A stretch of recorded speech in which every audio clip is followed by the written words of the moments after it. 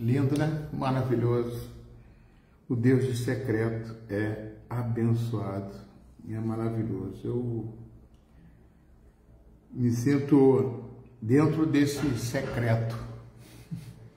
Esse Deus de secreto é aquele que você vai orar, né? Que você vai fazer a sua vida com Deus no lugar secreto. Num lugar onde você está com liberdade para falar com Deus do jeito que você é. Você não pode ser aquilo que você faz ser diante de outras pessoas. Quando você veste uma roupa, quando você veste a sua vida lá fora, diante do público, aqui você, diante do secreto, você é você. Deus está te vendo assim.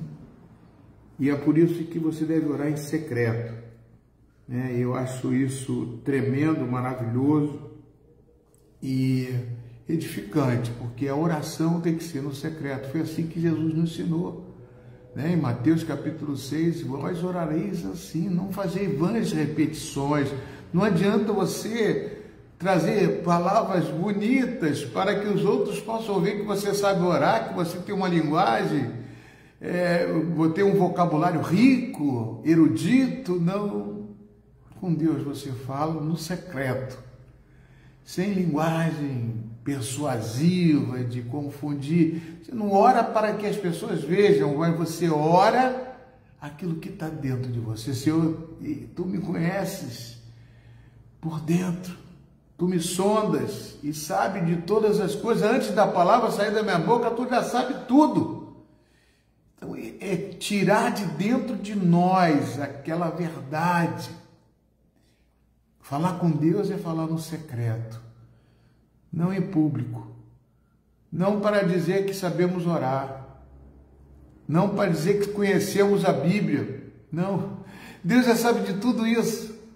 Mas se a gente chega no secreto e falar com Ele do seu interior, estou sofrendo, Senhor, eu estou precisando do Teu consolo, do Teu conforto, eu sou falho. Quantos pensamentos vêm errado? Tem hora que vem um pensamento na hora que eu estou orando com o Senhor e eu quero que o Senhor me perdoe e que me ajuda na minha fraqueza. É dessa forma que é o secreto com Deus. Eu acho maravilhoso.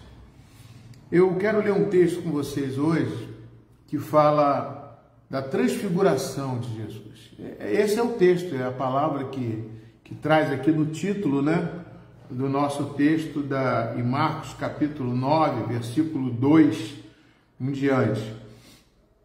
6 dias depois, é bom quando ele fala 6 dias depois, que ele teve em algum lugar antes, É verdade, lhe digo que nos dias que dos que aqui se encontram, existem alguns que não passarão pela morte e que vejam ter chegado com poder no reino de Deus. Ele fala isso, depois veja. 6 dias depois, Jesus tomou consigo Pedro, Tiago e João e os levou em particular a sós a um alto monte. E Jesus foi transfigurado diante deles. As suas roupas se tornaram resplandecentes de um branco muito intenso, como nenhum lavandeiro, lavandeiro no mundo as poderia colocar dessa forma, Um branco tão intenso que ninguém consegue falar e fazer e transmitir.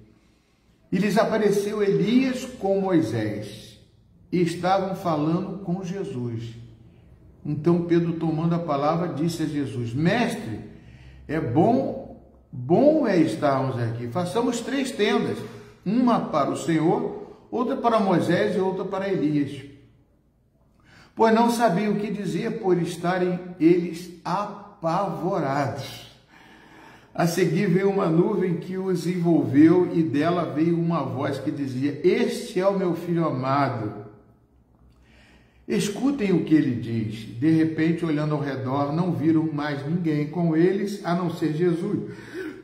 Ao descer do monte, Jesus lhes ordenou que não divulgasse as coisas que tinham visto, até o dia que o Filho do Homem ressuscitasse dentre os mortos.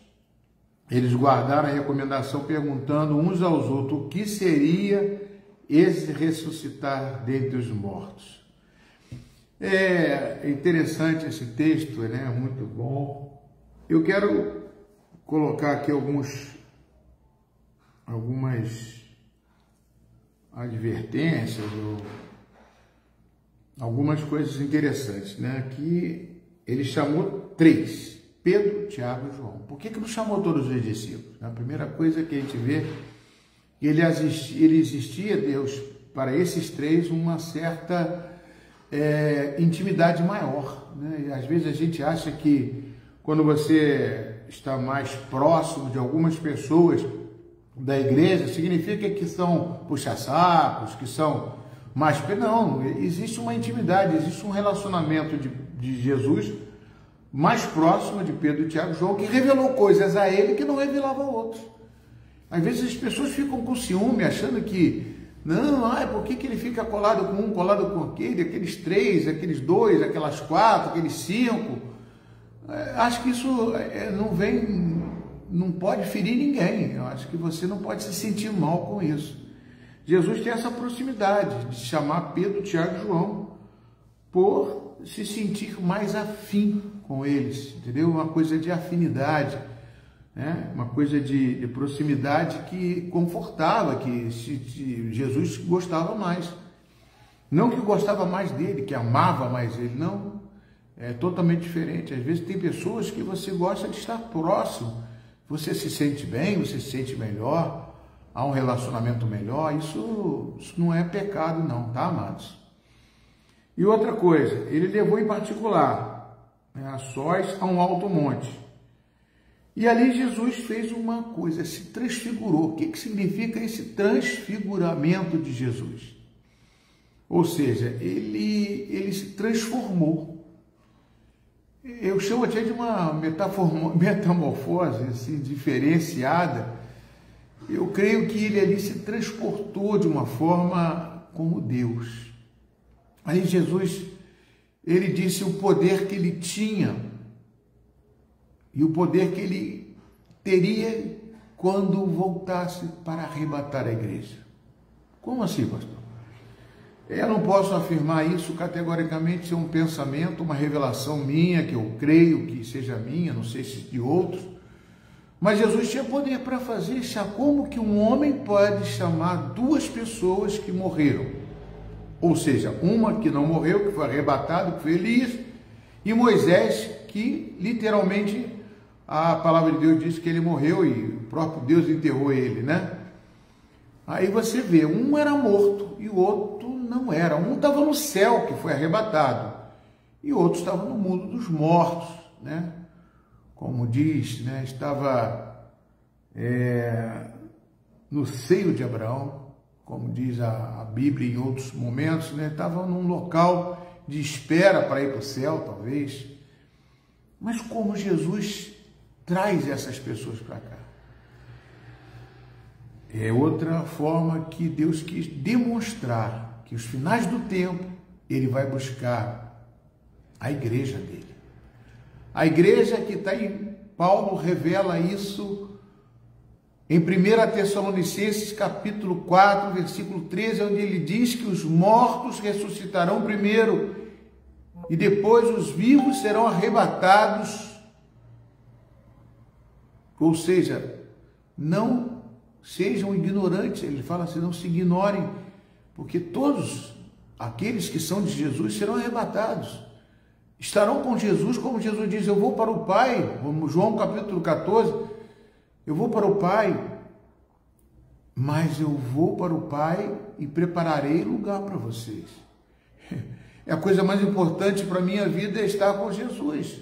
Paulo diz em Filipenses capítulo 1, 21, viver para mim é Cristo, morrer é lucro. O que significa o viver para Cristo e o morrer é lucro? Significa que a minha vida aqui está em Cristo.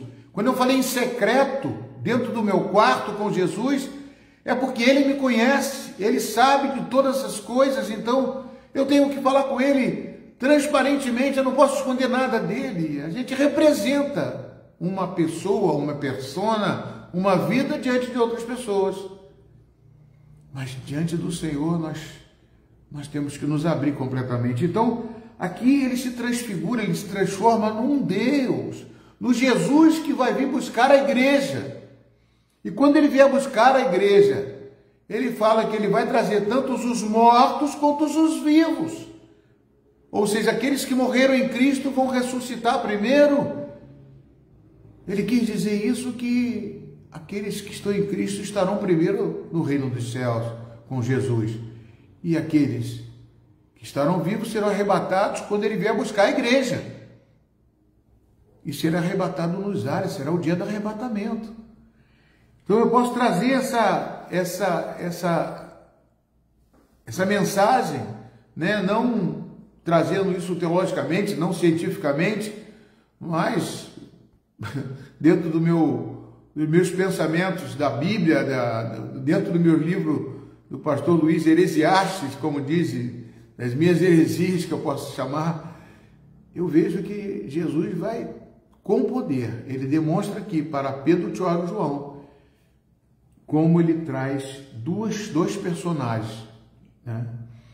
As suas roupas eram resplandecentes de uma forma tão intensa que não existia tanta claridade no mundo, tanta brancura necessária que fosse visto aqui na terra. Então, você vê que ele se tornou um ser celestial. Jesus se tornou um ser celestial.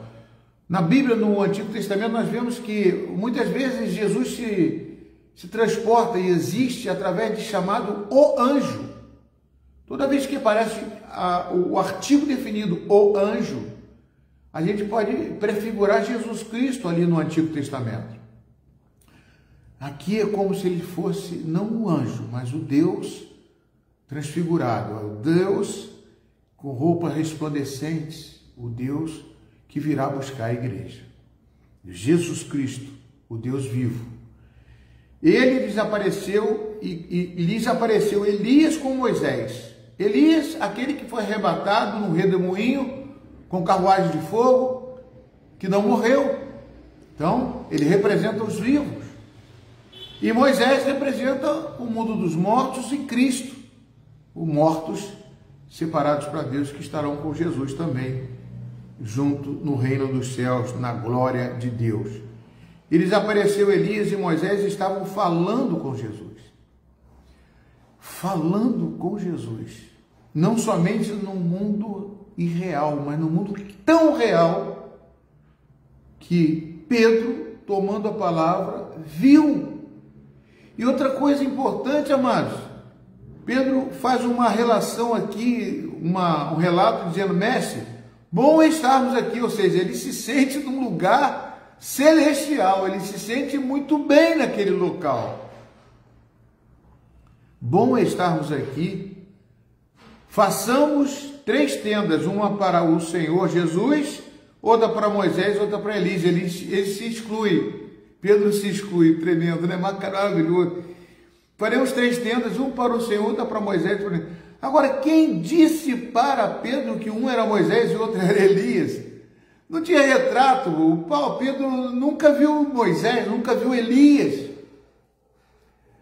É outra coisa que me chama a atenção aqui. Ele nunca viu. Elias foi arrebatado aos céus. Moisés morreu. Como ele sabia que um era Moisés e outro era Elias? Talvez Jesus, quando conversando com ele, talvez tenha falado: Moisés, como é que você está? Onde você está? Falando algumas coisas ali que Pedro ficou olhando e é Moisés e Elias. Ele citou o nome. Alguma coisa foi ali, trouxe para dentro de Pedro que era Moisés e Elias. E ele ficou admirado, pois não sabia o que dizer. Ele diz, a palavra diz assim: mestre, bom estarmos aqui, faremos 3 tendas. Pois ele não sabia o que ia dizer, pois estarem eles apavorados. Eles ficaram apavorados. O que é pavor? Apavorado. Eles estavam estupefados, eles não estavam entendendo nada. A seguir veio uma nuvem que os envolveu, e dela veio uma voz que dizia: este é o meu filho amado, escutem o que ele diz. e de repente, olhando ao redor, não viram mais ninguém. Então, amados, eu queria deixar só essa mensagem para você. Essa transfiguração de Jesus representa o que me representa, o que eu penso. Tá? Não estou falando que isso é uma prova real. Que Jesus aqui, ele transfigurou-se. Ele, como para mim, ele veio como se fosse no dia do arrebatamento. Que nós vamos lá ler em Tessalonicenses, 1 Tessalonicenses capítulo 4, versículo 13. Né? E ali ele chama duas pessoas, repara Moisés e Elias, conversando com Jesus. Pedro citou, vamos fazer 2, 3 tendas. A coisa era tão real, que ele viu Moisés e Elias. Entra dentro da Bíblia e imagina isso. Pede a Jesus em secreto para te revelar isso. Como que podem existir ali Moisés e Elias? Sabe o que significa, mano? Que você é especial, nós somos especiais, nós somos separados para Deus, nós temos essa coisa maravilhosa que Deus traz para você e para mim, o sobrenatural. Eu quero ler alguns textos com você só para a gente poder perceber isso, essa maravilhosa visão. Se chamam de visão, se chamam de realidade. Era tão real que ele queria fazer tendas. Ou seja, a visão ali era uma coisa bem real. E como que ele sabia que era Moisés e era Elias? Jesus sabia. Como que Jesus sabia e pôde chamar Moisés e Elias? Por quê? Porque Jesus já estava, no princípio do mundo, Jesus já existia. Antes da fundação do mundo, Jesus já estava. E tudo que aconteceu no Antigo Testamento, Jesus estava presente. Tanto que ele conhecia Moisés e Elias. E conversou com eles. Como se fossem 2 amigos, 2 personagens que já estavam com Jesus, que Jesus já o conhecia.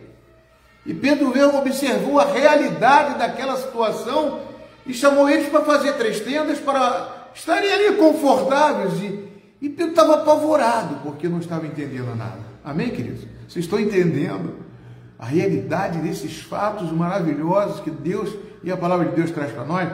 Agora, eu quero ler com vocês 1 Coríntios capítulo 2. 1 Coríntios capítulo 2.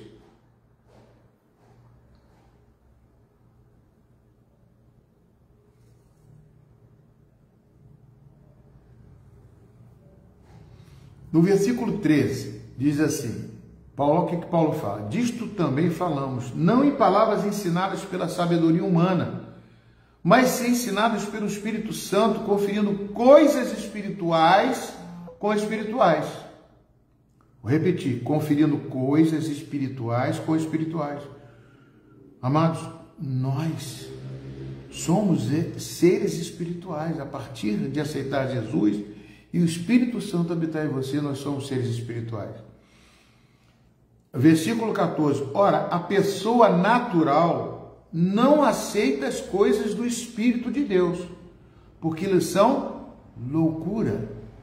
E ela não pode entendê-las, porque elas se discernem espiritualmente. Porém, a pessoa espiritual julga todas as coisas, mas ela não é julgada por ninguém. Pois quem conheceu a mente do Senhor, para que o possa instruir? Nós, porém, temos a mente de Cristo. Eita! Você recebe essa palavra de Deus aí, meu amado. É tremendo esse Deus maravilhoso que nós servimos.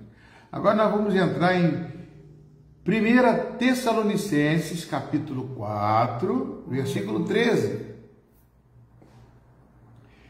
E 1 Tessalonicenses, capítulo 4, versículo 13. Irmãos, não queremos que vocês ignorem a verdade a respeito dos que dormem. O que dorme? Que o cristão não morre, ele dorme para depois ser despertado. Ele vai ressuscitar.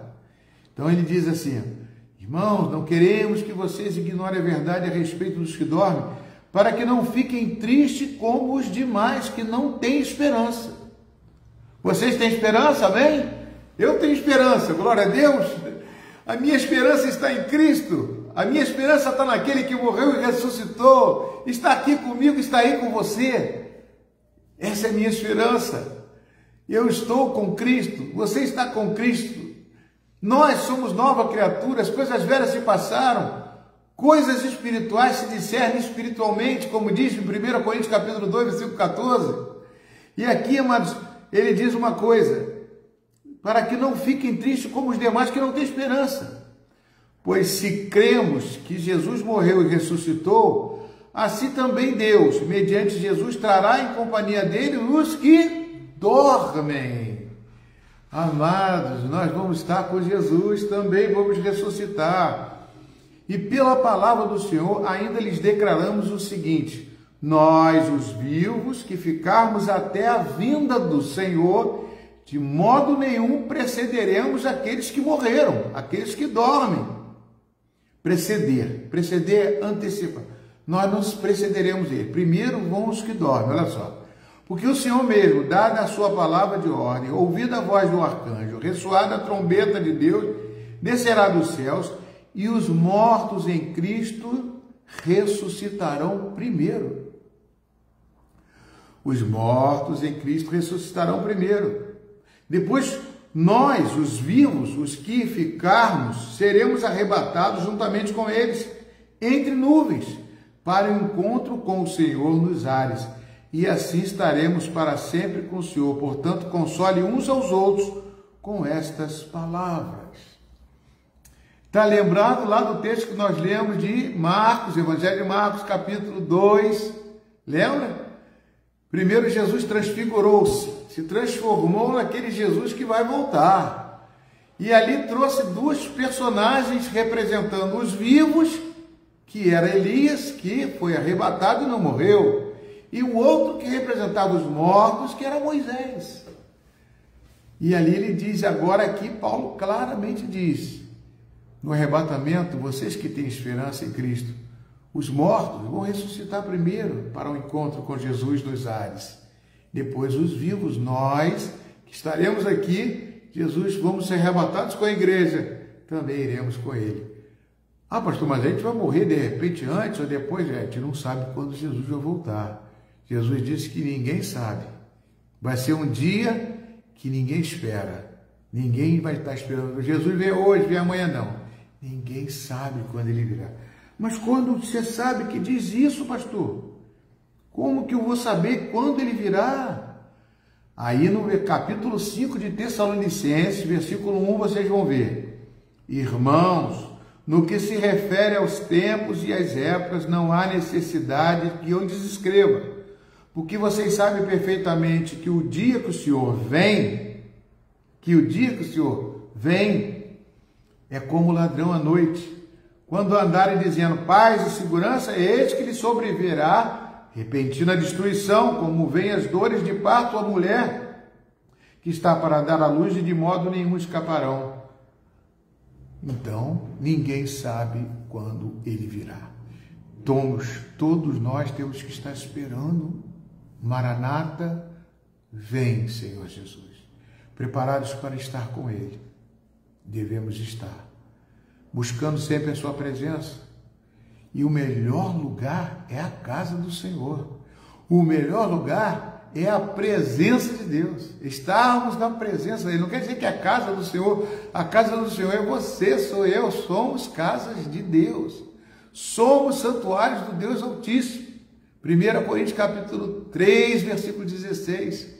Você é santuário de Deus. Preserva.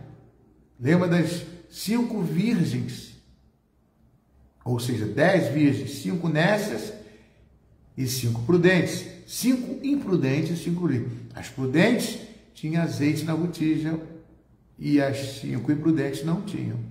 Quando o noivo chegou, meu Deus, me empresta um pouquinho do teu azeite. Não, esse aqui é meu. É individual, o teu azeite, o meu azeite, a minha esperança, o meu Cristo. Eu tenho Cristo para você e tem Cristo para mim. Amém, querido?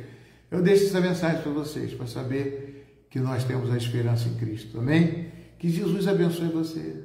Que amanhã, todos os dias da sua vida, não se esqueçam, Jesus morreu e ressuscitou. Da mesma forma, nós também, que temos Cristo, um dia vamos ressuscitar com Ele. Estaremos juntos para sempre. Que Deus te abençoe, que a graça e o amor de Cristo esteja com você. Amanhã, Igreja Metodista Ipuaçu tem oração lá de manhã, 6 horas da manhã. Domingo, escola dominical, e à noite temos o culto abençoado por Deus às 18h30. Que você que ouve, passa adiante, compartilhe este vídeo abençoado em nome de Jesus.